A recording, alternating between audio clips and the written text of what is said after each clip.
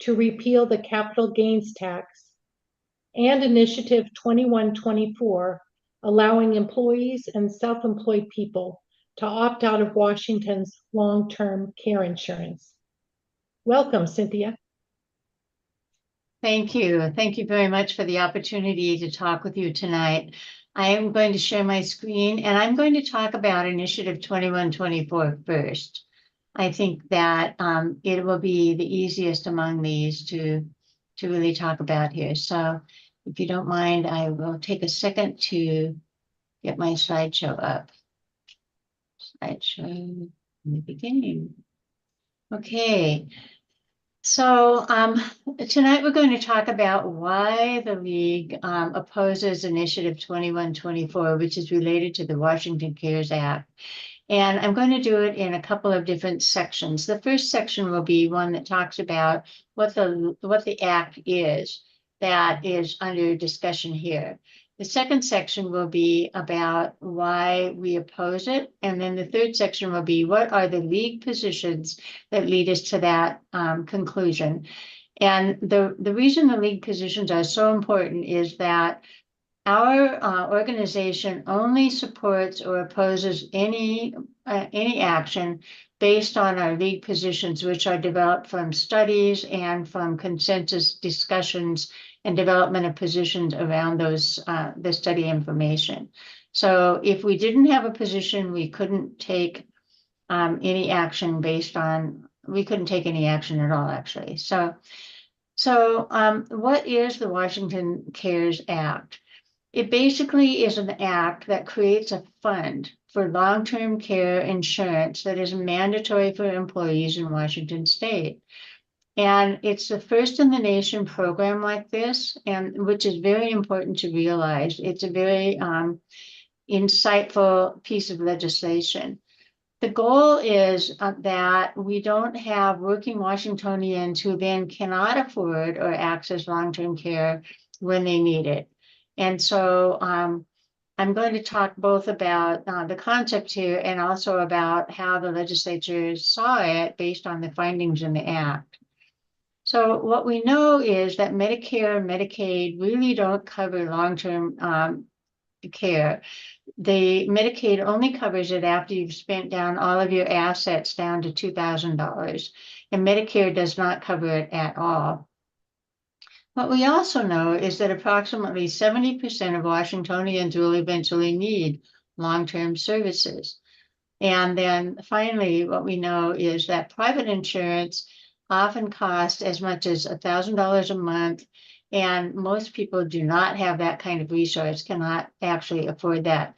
Now, I will say from a personal perspective, I started my long-term care insurance through a private insurance company more than 30 years ago, and I am currently paying $1,000 a month, unfortunately. It's at a rate that I can barely squeak through paying, and only because I've been lucky enough to have a good retirement. But it's also something that most people can't afford it, and it gets even higher if you start it later in life. And what I also found out, unfortunately, is that it didn't cover some scenarios with my family that I needed it for. So the Washington CARES Act, the legislative findings in this act, which was initiated in 2019, include these. Long-term care is not covered by Medicare or other health insurance plans, and I just mentioned that. And most private insurance is unaffordable, and so it leaves most, and the legislative findings said 90% of seniors uninsured. The majority of people over 65 will need long-term services, and the senior population has doubled in Washington since 1980 and is expected to double again by 2040. What that means is that there are going to be more and more people who need this kind of help.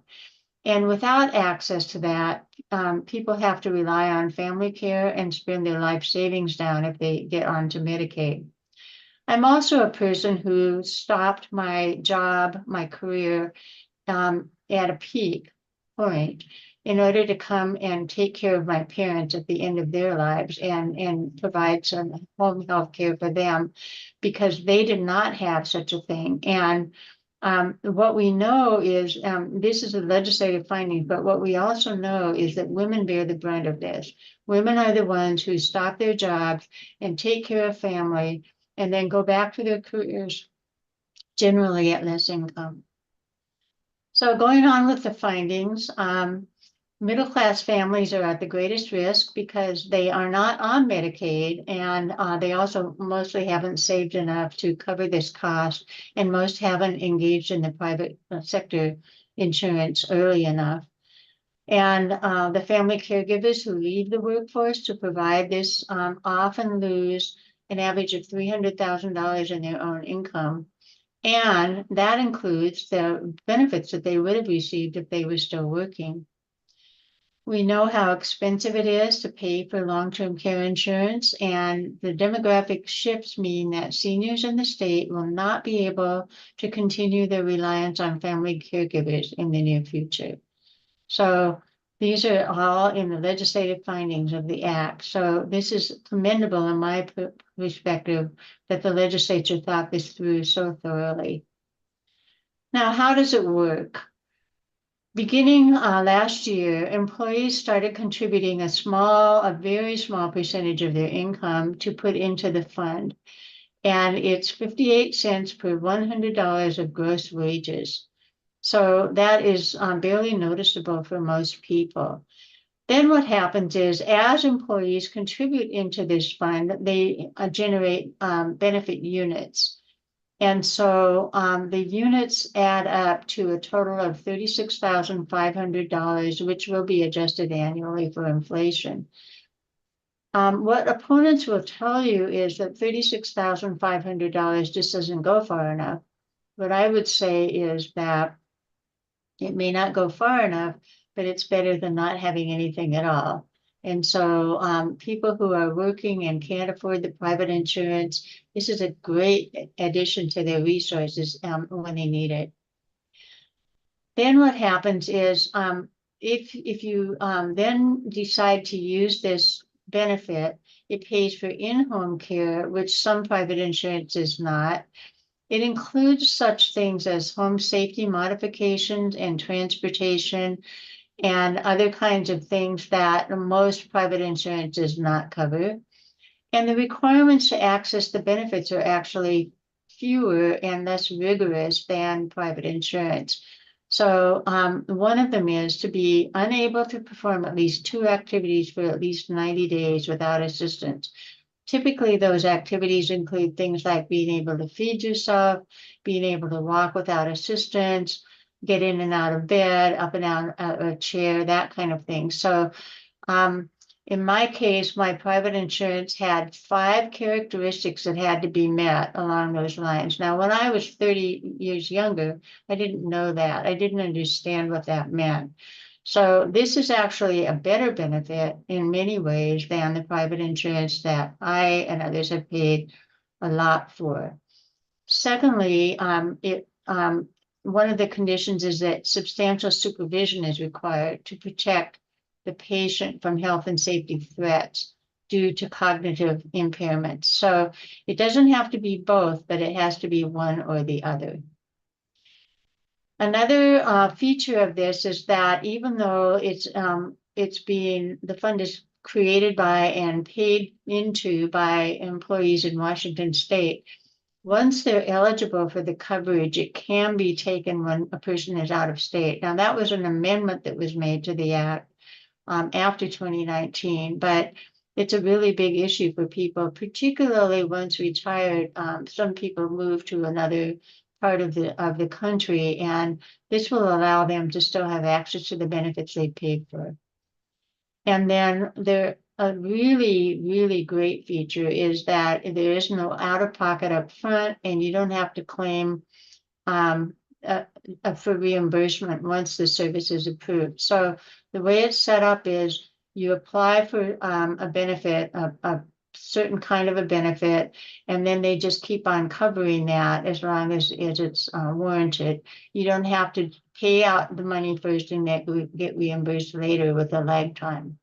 So that's a really nice feature of this program. So what the initiative would do is say that you don't have to sign up for this. And originally, when the bill was passed, there were some options for people to be exempted from the program. And so if by November 1st, 2021, somebody had already gotten long-term care insurance and could demonstrate that, they were exempted from this act.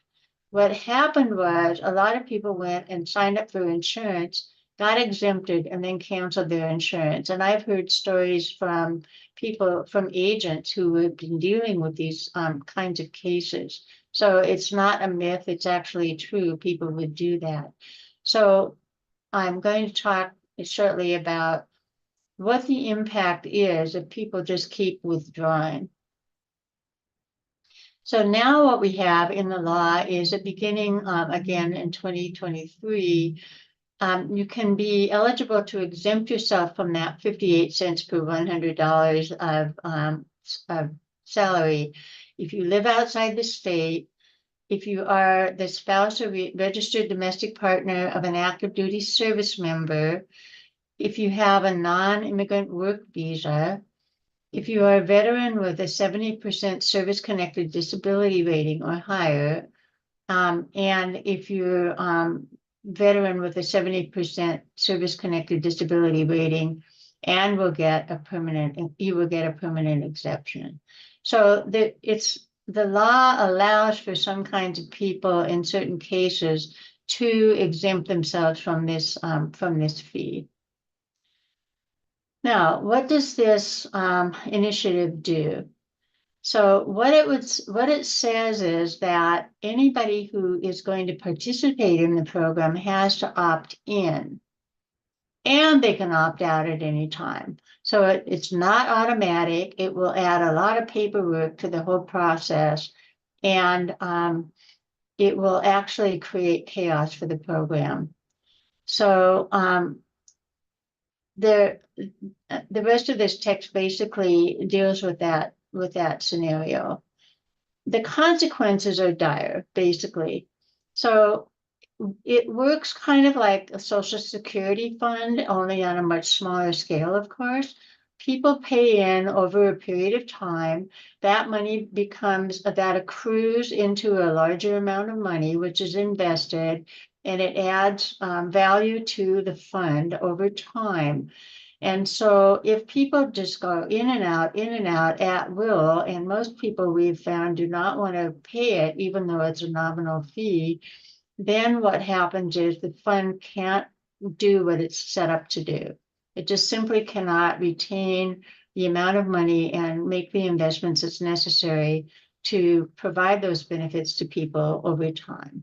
And this was an analysis, I've put a footnote here, and this will be available to you later. This is a state analysis that was done by this particular actuary. And it just says that making the program voluntary without making benefit eligibility changes would lead to a rise in premium rates and make the program unsustainable. So if you vote for the initiative, you would be basically killing the program. So what is it that allows the league to take this position? One of the positions that we have, and this is in our book called Program in Action, which is online on the advocacy page of the State League's website. Number one is core services, functions, and assets critical to the well-being of the people should remain with government and not be transferred to the private sector. Now, this is interesting because we haven't applied this policy before, this position before, to something that is a new program, but the reality is it fits this scenario. The the program would serve the public interest today as well as future generations. It does align with health and safety concerns. It does assure some better quality of life for residents in the region and so forth. So our position says that it's okay to have a public program like this that is that previously has been all in the private sector. Secondly, we have healthcare positions. So the healthcare position in brief, and there are several healthcare positions. So there's a summary that says action to control total system expenditures and provide universal access to affordable health services with seamless coverage regardless of one's status. In other words, we are enabled to take action if it does that. And this fund actually does make access to health services much more accessible, and it doesn't rely on your health status at all. Now, I want to go back to the private insurance companies. They often do refuse to provide coverage to some people with certain kinds of conditions and pre-existing conditions. So you can read the details of this position online, and right now we just want to say that it definitely fits these positions related to healthcare. So the League of Women Voters of Washington says, do not vote for Initiative 2124. Vote no on it. Vote against it. Do not make this participation voluntary. Please vote no to sustain the program's viability and ensure that people who cannot afford private long-term care insurance will get some benefits. So with that, I will stop and see if you have any questions before we move on.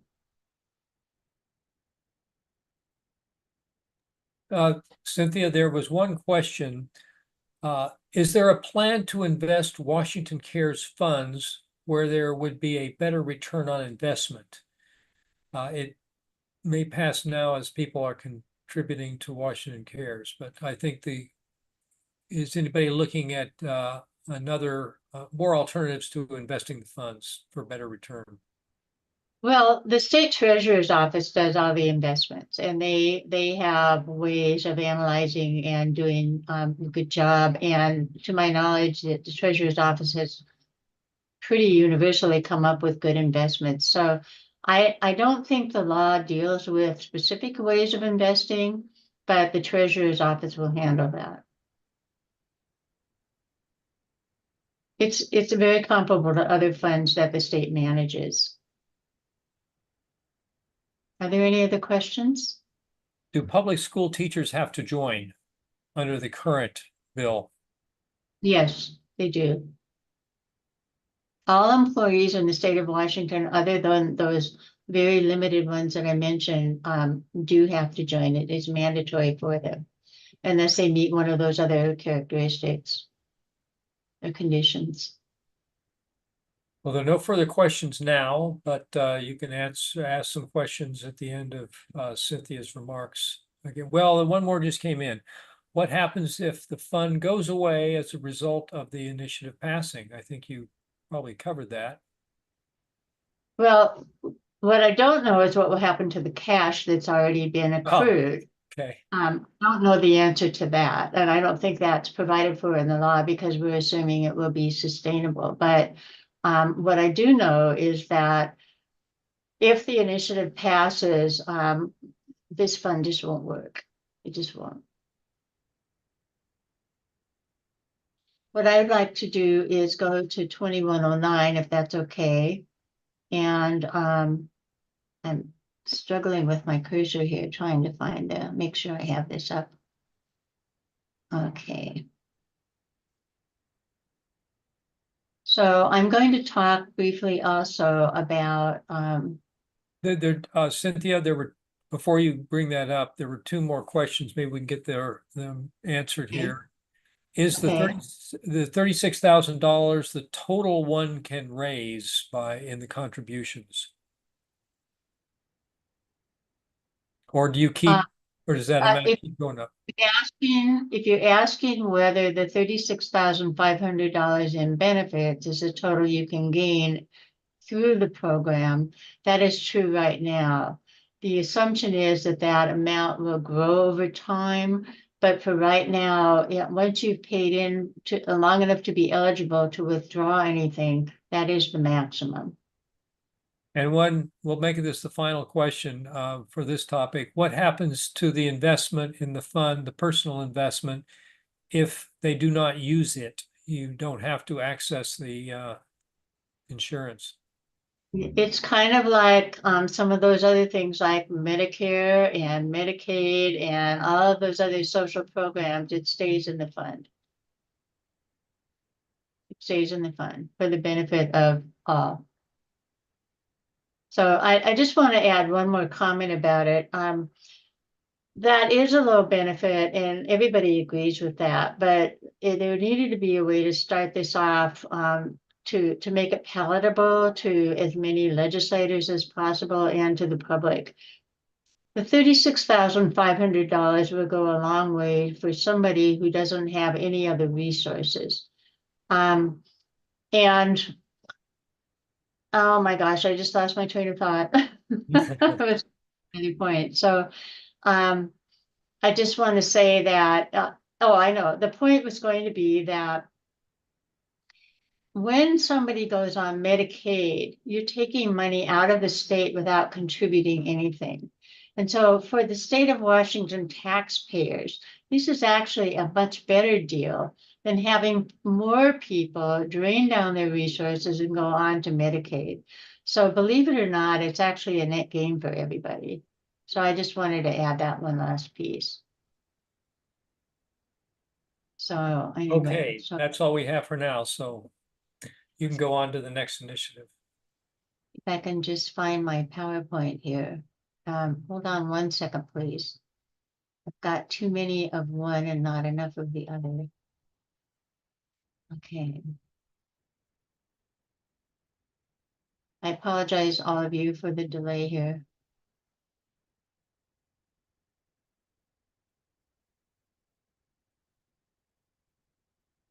Oh my gosh, I don't know why I can't find it. Well, let's see. Maybe I can close something else.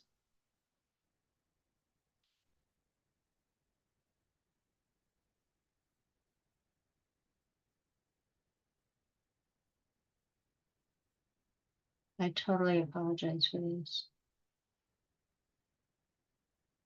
Huh. I have this on my screen. I can see it, and I can't seem to make it show up on the screen share. Isn't that strange?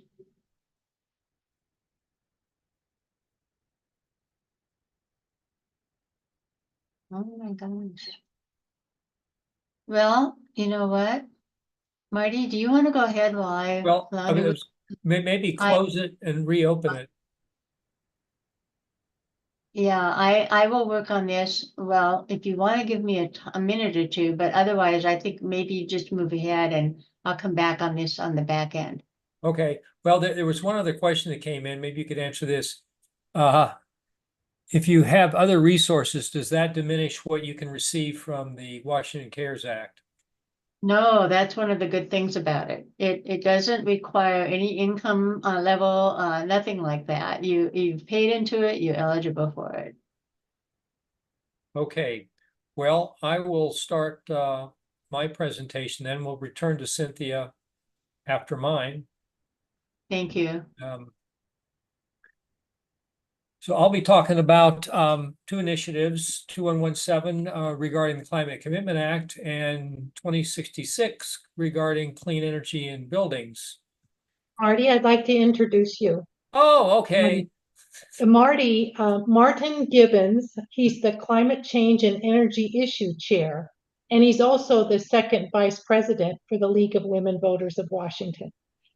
Marty's going to speak tonight on the Initiative 2066, requiring certain utilities and local governments to provide natural gas to eligible customers, and Initiative 2117, prohibiting carbon tax credits and trading and repealing legislation, and established a cap and invest program to reduce greenhouse gas emissions.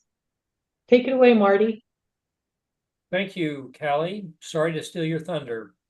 The first bill the first initiative I'll talk about is 2117 and repealing the Climate Commitment Act. Please vote against that initiative.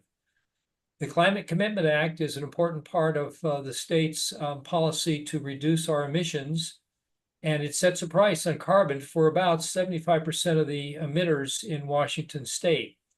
It's 75% because lower emitters, it covers the large emitters, so lower emitters are currently exempt from it.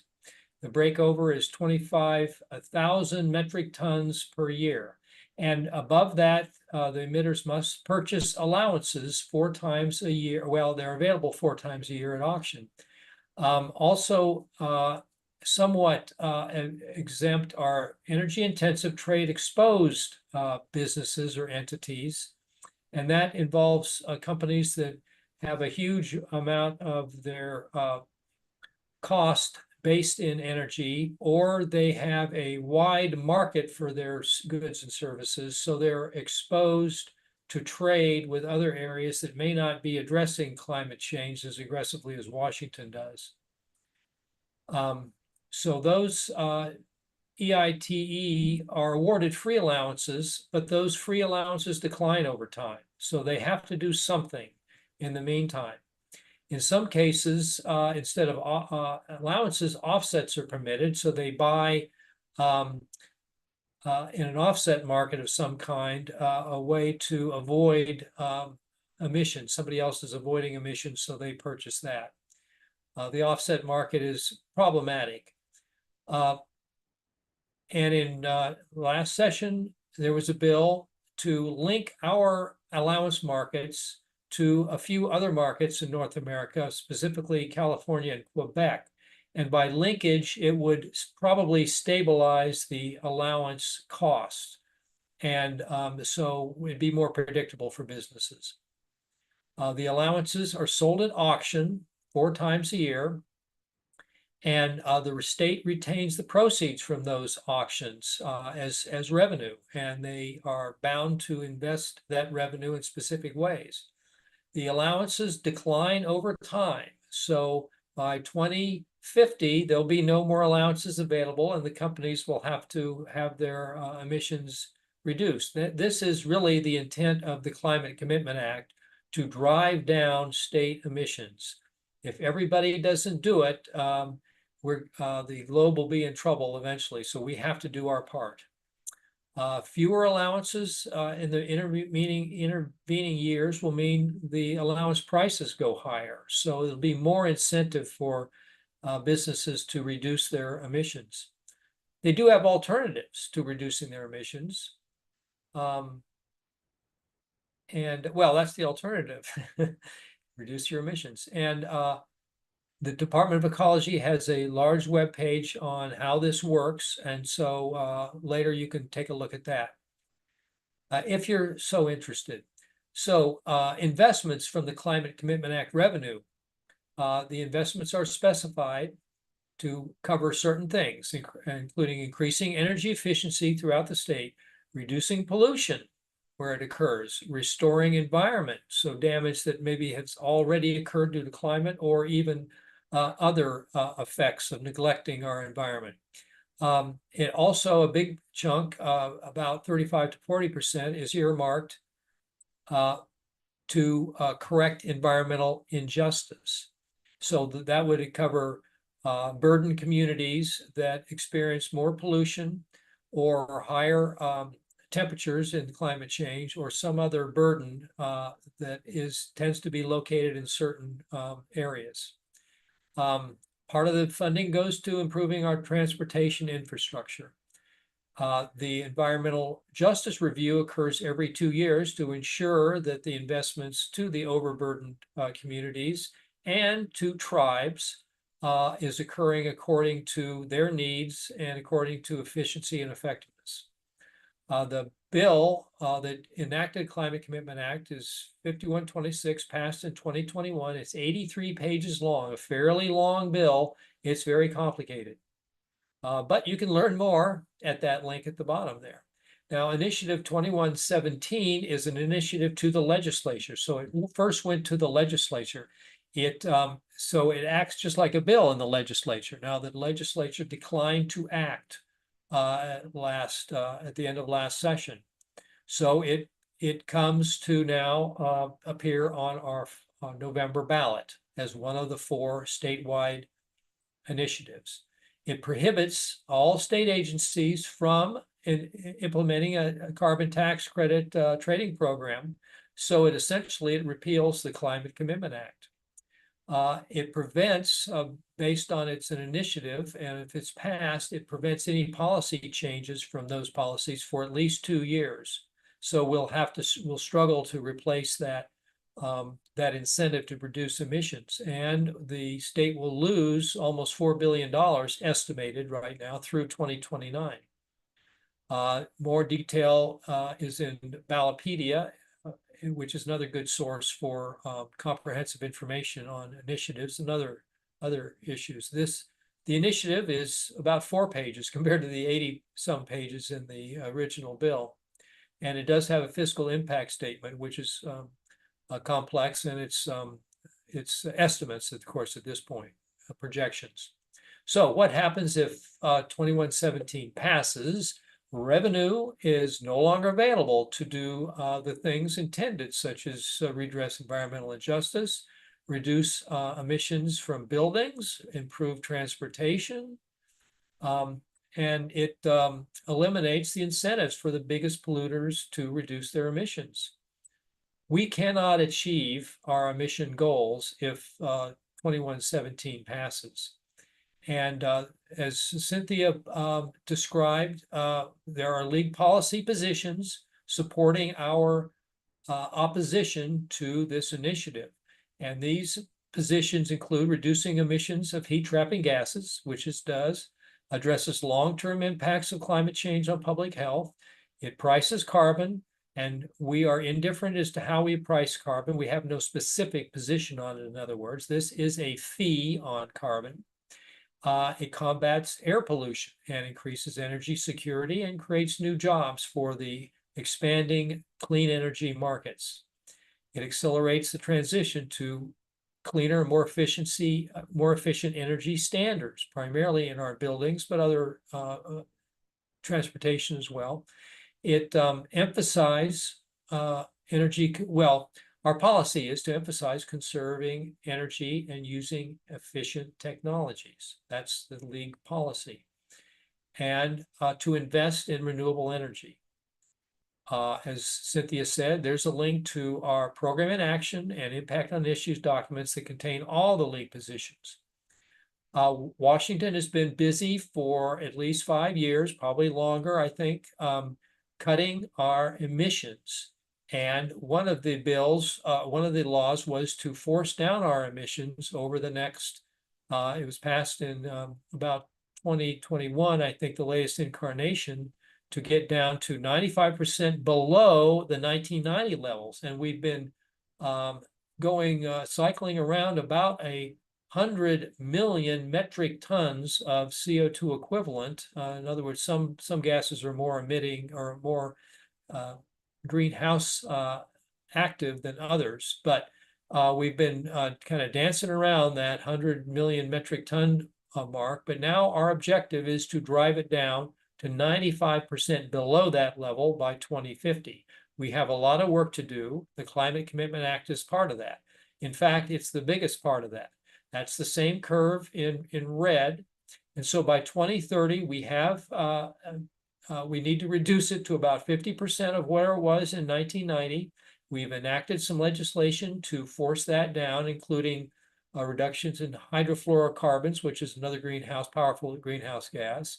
The Clean Energy Transformation Act, which is to reduce fossil fuels in our electrical energy grid, and Clean Fuel Standard. But the biggest portion is the Climate Commitment Act.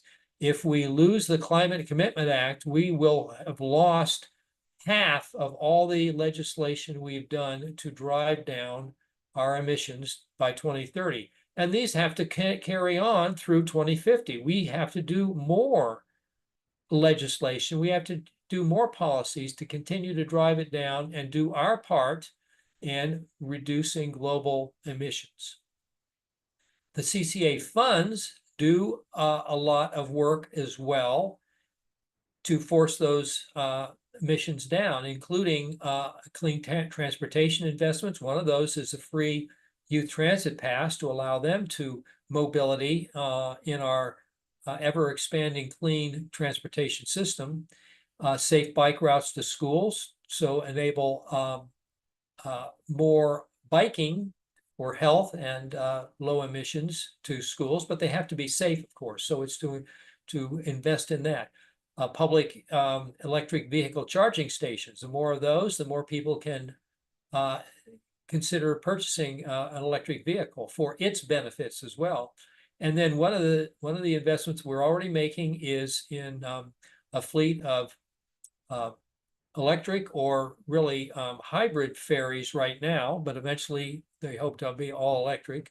But if the CCA funds go away, they will have to cancel those orders, and probably with a penalty, and figure out how to fund those purchases another way, moving funding or moving revenue from another place. So also clean buildings are invested in, addressing climate impacts in various areas, enabling more clean energy expanding or enabling grid development, carbon sequestration, including natural carbon sequestration, such as protecting our mature forests, which are a big storage of carbon and will continue to store more carbon as the trees get bigger, and to correct environmental injustice.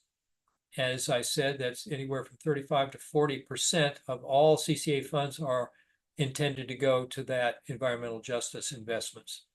Investments are occurring all over the state. We, of course, don't have time to go into those right now, but once you get these slides available, you can go to that link and get into the details of where investments might be in your area that are funded by the Climate Commitment Act. So here is, I'm not going to, of course, go into this. You may not even be able to read all that, but this is a report from the governor's office, the 2024 report on where the specifics of a lot of these are going in clean transportation, clean buildings, on and on.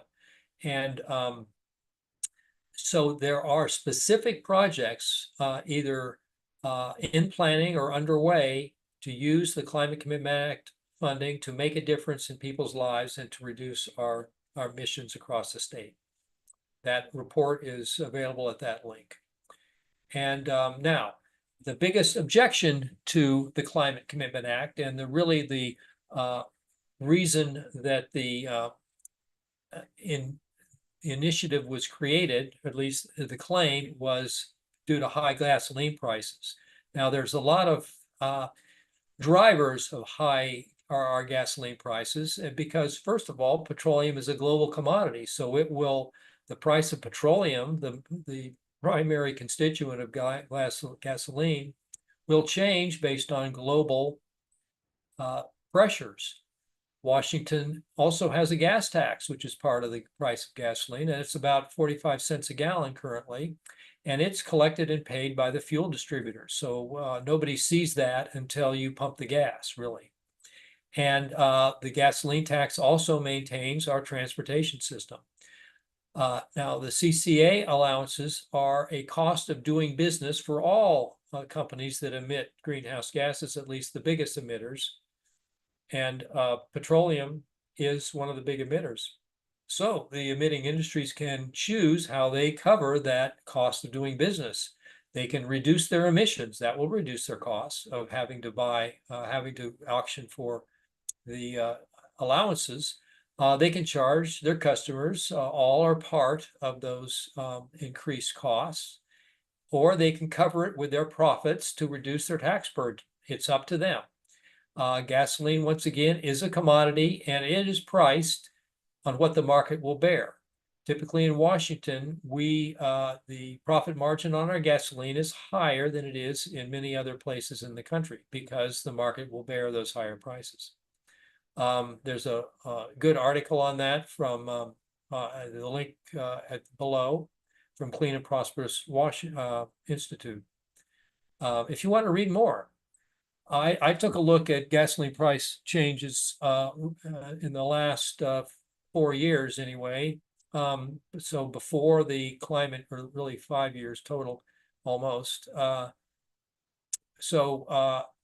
I normalized the price of gas according to the historic average from October of 2020 to I think June of 2022. So it wanders around the 0 point. So that's the average, the 0 mark.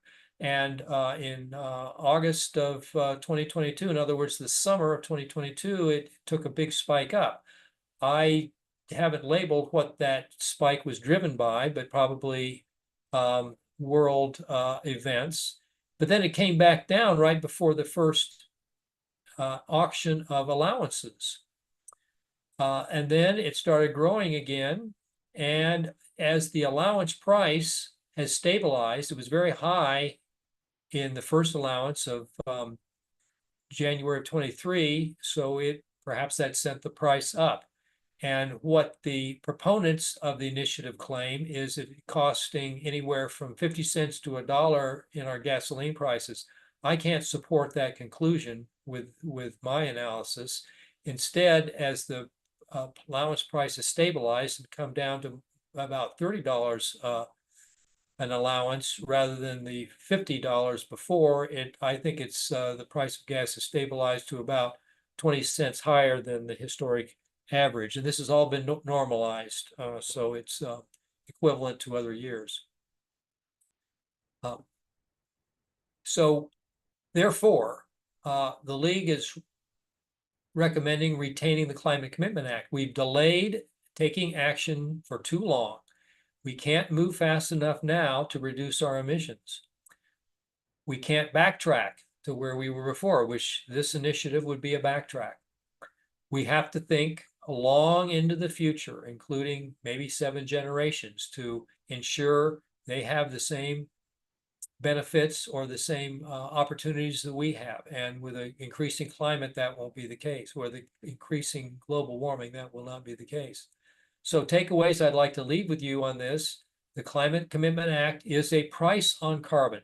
So it incentivizes the big polluters to reduce their emissions.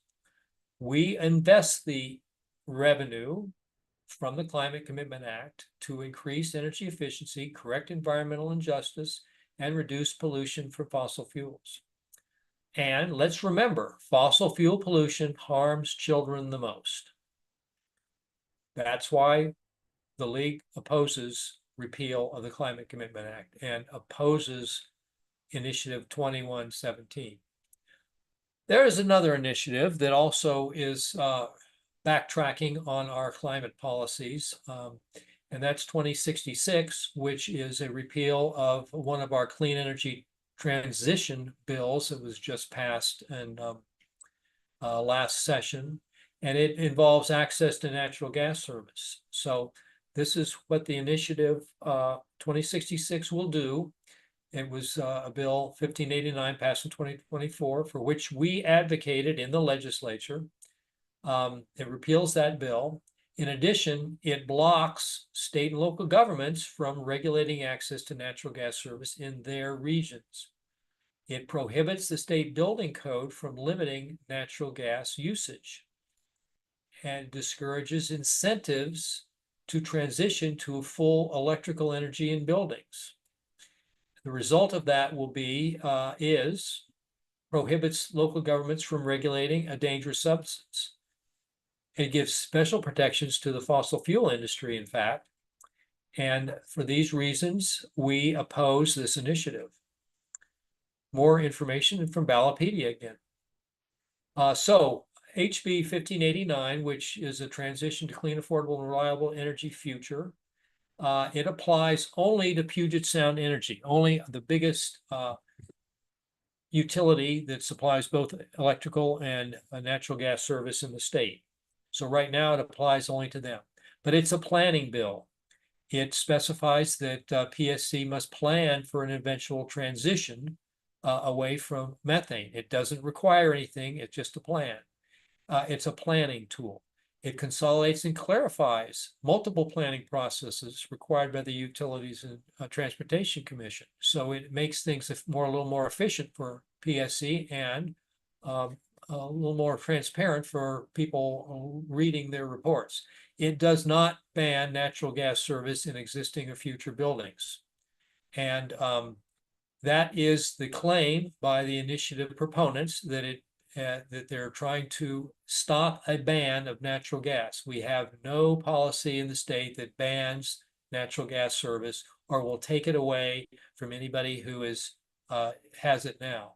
So transitioning to electricity soon will reduce the need for decades of future fossil fuel extraction.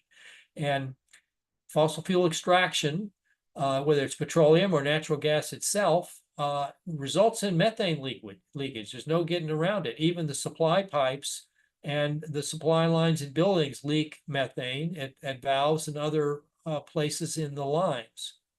Now, it's a small amount of leakage, but it's a poison. Transitioning to electricity will also avoid the cost of future retrofitting. When it becomes apparent we must transition to clean and renewable electricity.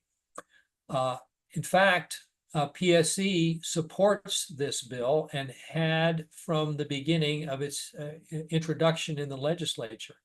And it's one more step to reduce our overall emissions per the legislation that was enacted in the early 2020s.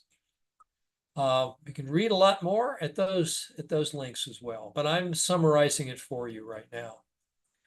We supported 1589 because methane is a significant source of pollution in buildings and homes. It's a poison. It's an explosive. Burning creates particulates and nitric oxides, which are pollutions and dangerous to humans and other life forms. Such pollutants affect children the most. Methane is a powerful greenhouse gas. It is in the first few years after its leakage and released into the atmosphere, it's 80 times more powerful than carbon dioxide. Now it breaks down over decades to become the same as carbon dioxide, but at first it's very powerful.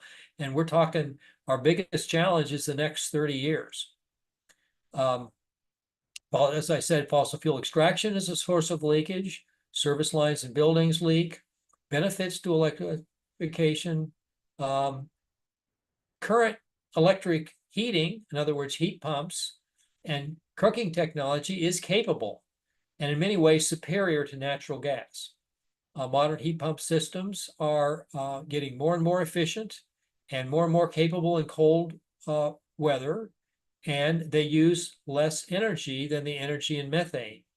And a heat pump, of course, can provide cooling in your house as the climate warms.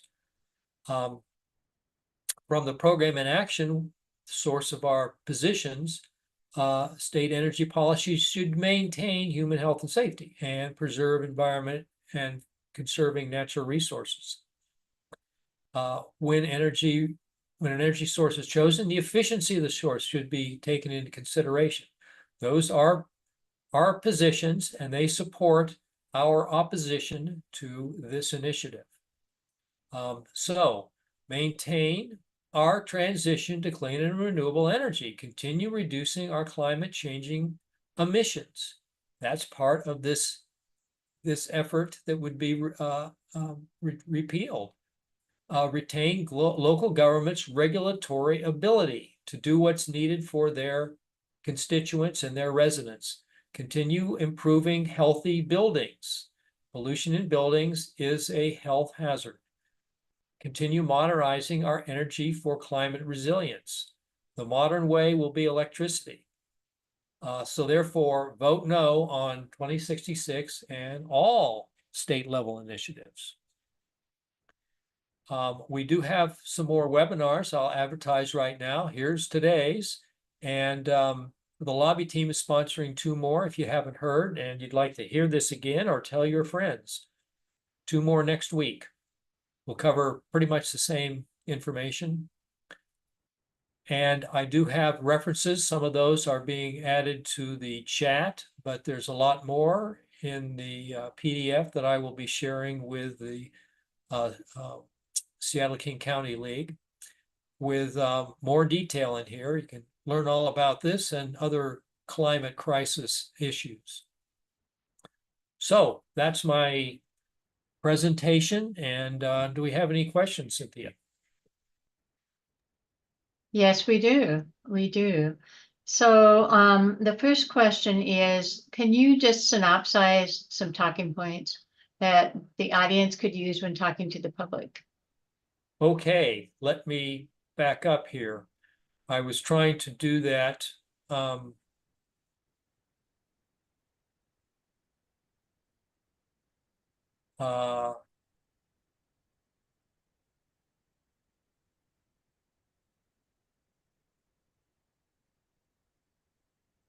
Here, let me reshare.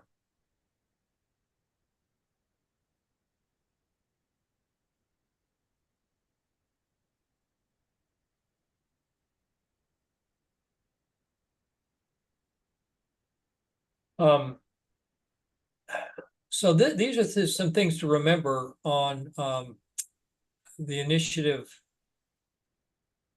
2066, and eliminating our policies to reduce methane in our energy system, because, and especially in buildings where most of the methane is used, whether it's houses or it's in commercial buildings, it's a poison.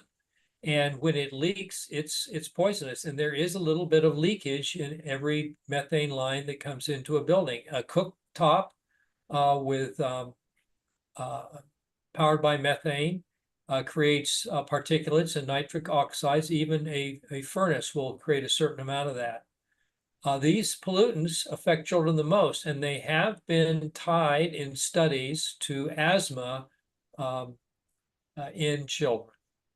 The pollution from burning fossil fuels in a home, including methane. It's a powerful greenhouse gas. So the message here is the initiative will eliminate some of the policies to try to clean up our buildings from this poison and source of pollution, and walk away from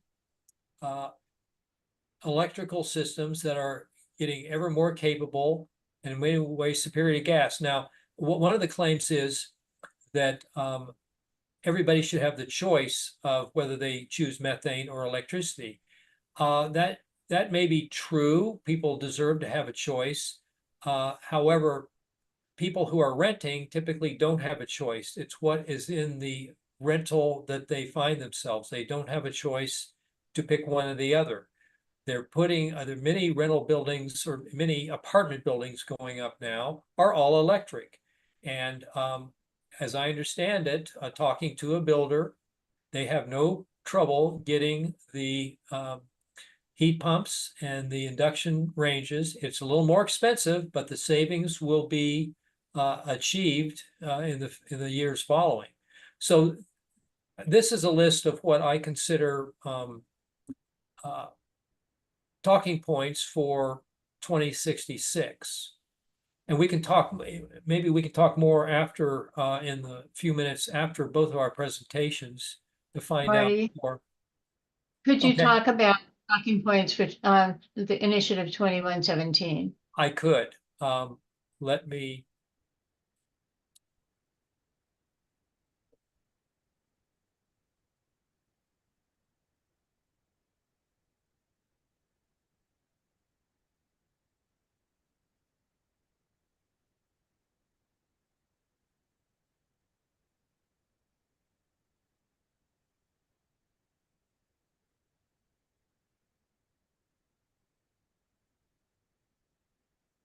Just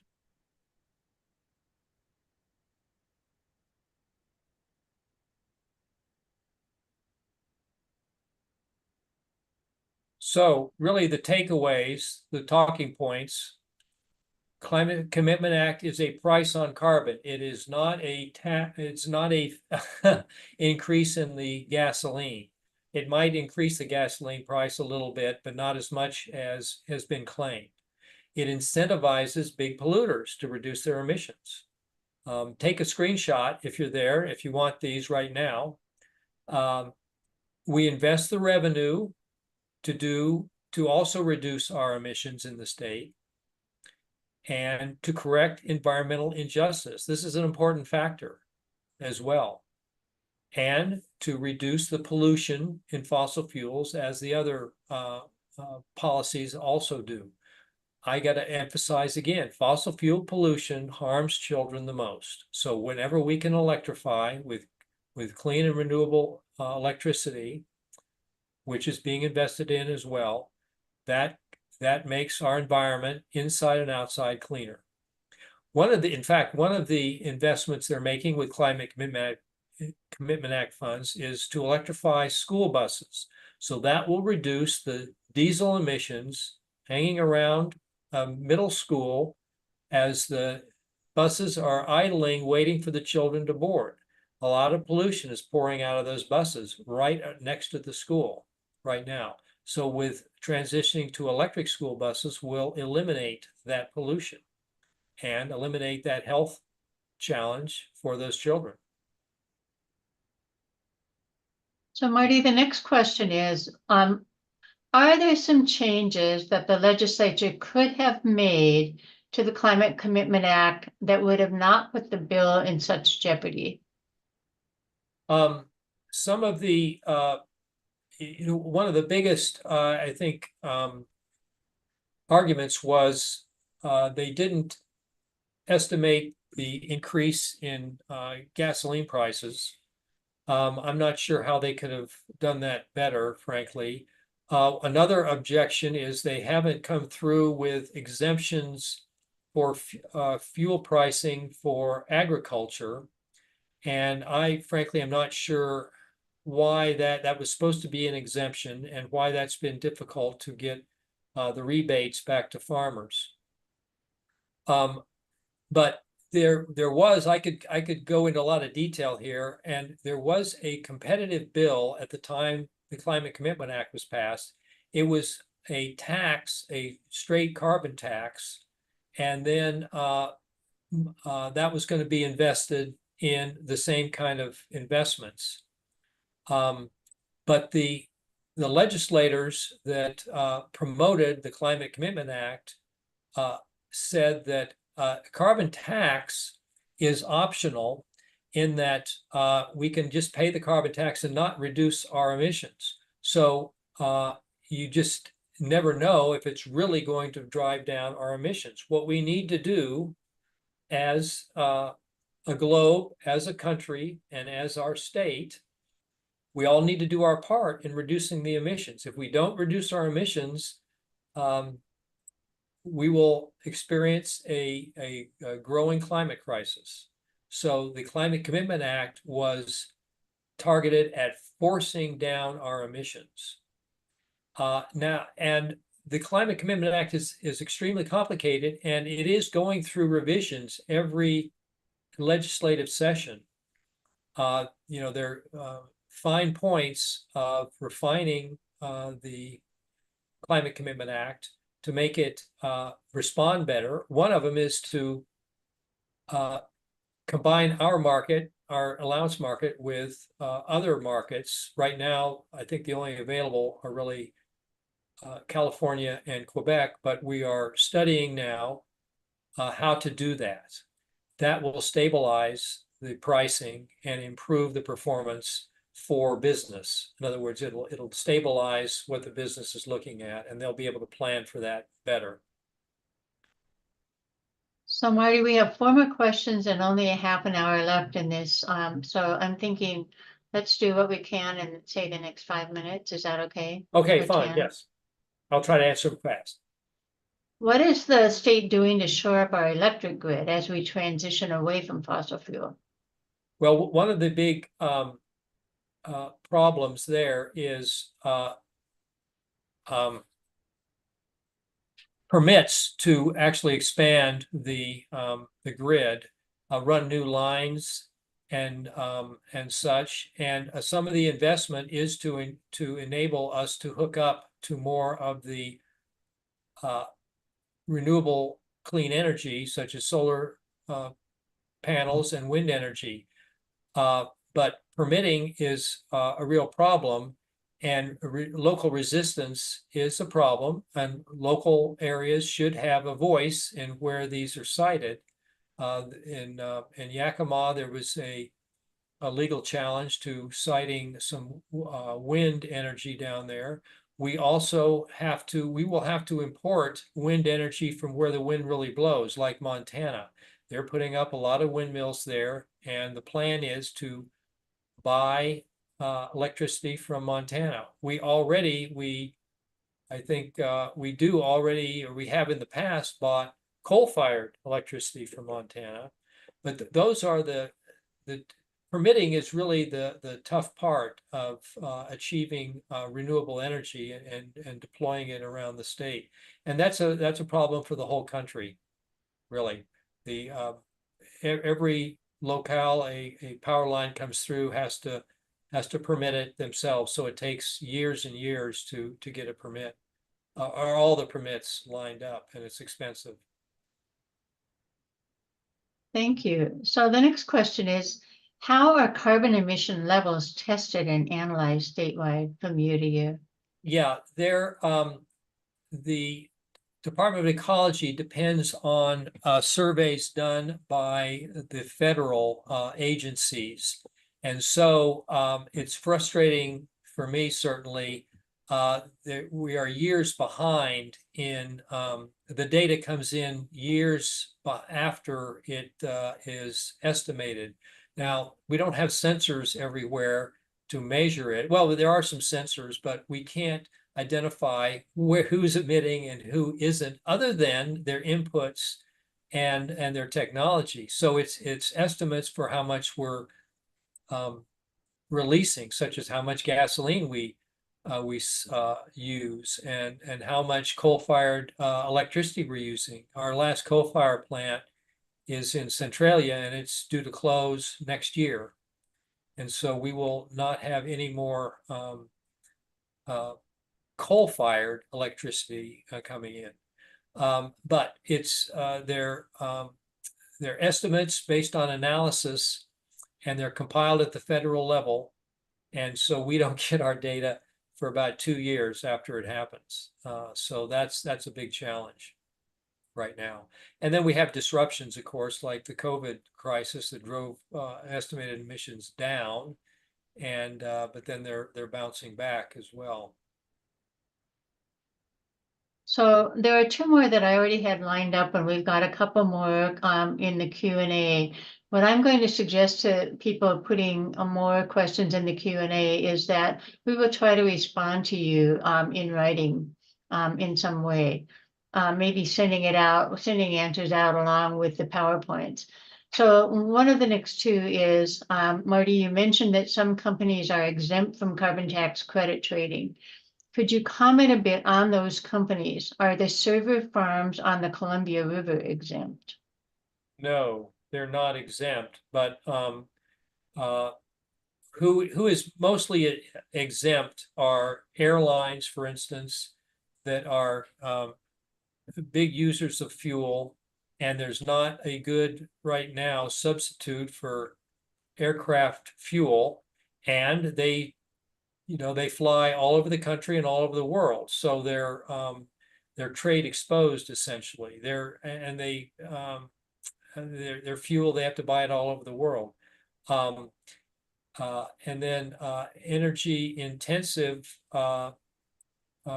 companies would be if they're using a lot of energy, and I can't name right now which ones are those. I should probably have that list, and maybe I'll put that list together and put it in the answers. But it's energy intensive and trade exposed are who are exempt. Now they're exempt right now because they are offered free allowances, But over time, those free allowances will go away. They'll decline. They decline over the years and over the decades to 2050.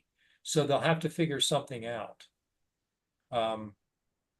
And rail is also one of the exempt. I call it exempt. They're not exactly exempt. They get free allowances right now because they cross state lines, and fuel is a big part of their cost as well right now. But we have to, we can electrify railroads more, and there are solutions. We have solutions for all this. We just have to invest in them, make them come home. Okay, the last question is a little easier. Isn't one additional benefit of not 2117, the Climate Commitment Act, isn't one additional benefit is that it creates jobs in Washington State? Yes, it does, because investment always creates or almost always creates jobs, and a lot of these investments are homegrown. Installers of solar panels, improvements in installers of heat pumps. Some of the money goes, as I said, to the overburdened communities, so lower income people can get grants to install heat pumps in their houses. That enables them to reduce their energy bills, plus it gives them cooling in the hotter summers. So yes, and the installers get benefit from that. And we got a lot of work to do with it. We're talking about investment in Washington State. When we correct an environmental problem, then our local workers do that and get the income. Thank you. I think it's time for me to go back to Initiative 2109 and the capital gains tax, and then we'll turn it over to Kim to close the meeting. Is that okay with everybody? Okay, thank you. So let me see if I can make this work this time. And from the beginning, okay. So I'm going to talk now about Initiative 2109, which would repeal the capital gains tax. There's a lot of misinformation out there about the capital gains tax. One of which is that it would create an income tax over time. It would be the foot in the door for all of us to have income tax, but that is not actually the case. So what the capital gains tax does is it creates a fund, again, for certain kinds of services that the state funds. It's a 7% tax on the sale or exchange of long-term capital assets, and it began in January 2022. And the long-term capital assets are predominantly financial investments. So it's an investment tax. We know that only about 3,000 people among the millions who live in Washington State are affected by this. Again, I'm going to take the approach of talking about the legislative findings, which are the reasons that they passed this bill. One of them is that it's the paramount duty of the state, and this is under the state constitution, to amply provide every child in the state with an education. And then secondly, high quality early learning and childcare is critical to a child's success in school and life because of the ways that it supports the child. Another finding in the bill is that a tax system that is fair, balanced, and works for everyone is essential for Washingtonians to grow and thrive. But Washington's tax system today is the most regressive in the nation because it asks those making the least to pay the most as a percentage of their income.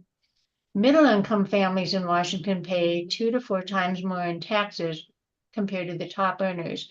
The lowest income Washingtonians pay 6 times as much in state and local taxes. So the intention here is that the 7% tax on stocks, bonds, and other capital assets, where the profit is in excess of $250,000 annually, would then go to fund K-12 education, early learning, and childcare. And that this would also help to it would go in the direction of attempting to rebalance the state's tax code. It doesn't do much in that direction, but it certainly does help a little bit. And predominantly because it invests a whole lot more money in education than could have been available if the wealthiest people weren't paying these taxes. Now, some assets are exempted from the tax, and this was a big issue when the bill was passed. So family-owned small businesses, residential and other real property, and retirement accounts. So one of the things that the opponents of the bill did when the bill was being negotiated was scare everybody by saying, you're not going to have, you're going to be taxed on your retirement fund. You're going to be taxed on the gain on your house. Well, those things are now exempted in this bill. So the first $500 million each fiscal year is directed into the Education Legacy Trust account, which is basically the fund of the state of Washington that funds education throughout the state. If there is more that is collected, it then goes into the Common School Construction account. And that is a fund that helps school districts who need financial support to build new schools or do major maintenance to be able to have that money available. There's also a cost of living adjustment for that. So the first payments were due on April 18th, 2023. And there was a delay because of a lawsuit filed with the state Supreme Court. And the state Supreme Court ruled that this bill is constitutional. So we started collecting this money in 2023. So in 2023, $786 million was collected. So that went $500 million into the education fund and $286 million into the school construction account. Now, in 2024 through May, only $433 million have been collected. And this is again from only about 3,000 individuals in the state of Washington. So at 433 million, all of it would go into the education fund and it wouldn't quite meet the threshold to apply more to the school construction fund. The results of this bill are that quite a bit of money has been made available to early education, early learning and child care. So $240 million is in the Working Connections child care programs. $101 million went to expand pre-kindergarten for more than 4,000 children statewide. $29 million was awarded to grants for child care providers who have specialized services for special needs, and then $20 million to support additional investments in the Fair Start for Kids Act and expand the home-based services. That's quite a bit of money that has never been available for those services before. And among the people who are supporting the vote no on this are the people who are working on early childhood issues. So these are examples of where the construction projects have already been allocated. So you can tell that most of them are in Western Washington, but a significant number are in Eastern Washington. So it's being well distributed across the state of Washington. And the point was made in this particular report. This is from the State Budget and Policy Center. The particular comment was made that more than 75% of the revenues went to school construction projects outside of King County. I think people worry a lot that King County gets more than its fair share of revenue. That's not actually the case. So what the initiative would do is it would repeal the tax. It would take away the money that was being collected. And what that would have, the effect that would have would be to reduce the amount of money currently allocated for childcare and early learning and for school construction. The real effect of this in total is that the state would have to go back to other sources of funding to amply fund education, again, the state constitution's mandate. And that would take money out of other things that are also being funded right now. So it would really make quite a dent in the state's budget at this point in time. It also would remove the very slight improvement in the tax structure that the capital gain tax did create, and it would remove the economic multiplier effect of the tax. So the actual effect on the total economy, not just the state budget, would be about 10,000 jobs lost per year, a reduction in the gross domestic product, the productivity of the state over time, and 1.2 billion of personal income per year from the loss of work and other things.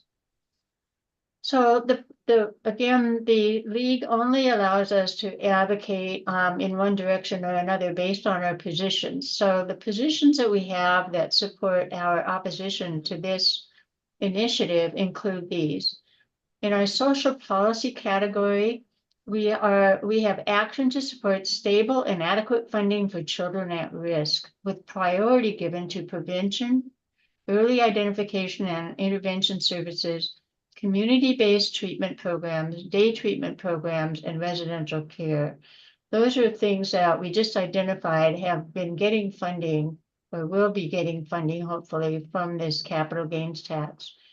Also, daycare for children, action to provide for the general welfare of children in daycare centers, action to ensure that the state enforce minimum standards that include provision for safe, healthy, clean environment, action to support sufficient staff with emphasis on competence and ability to provide creative, challenging, and caring environment. Those are the kinds of things that child care providers can provide when they have enough money.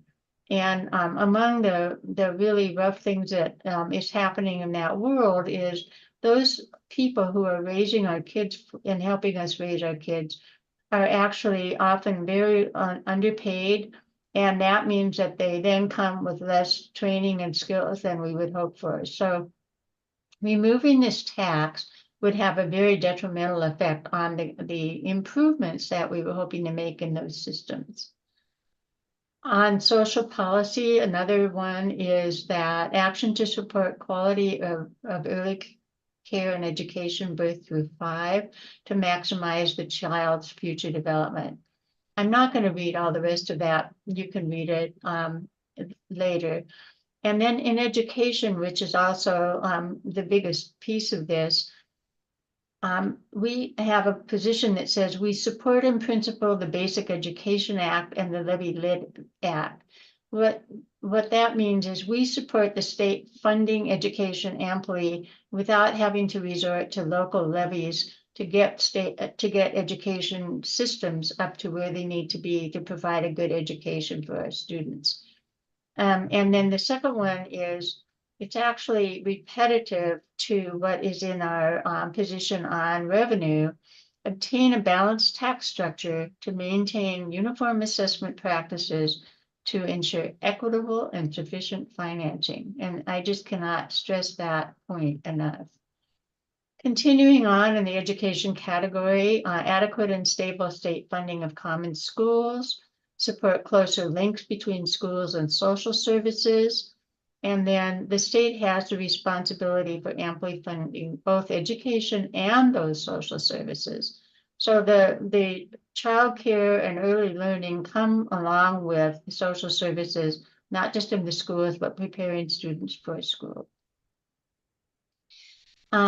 Fully funding education, again, maintenance and operation costs of local school districts should be funded by the state, which it is not usually enough.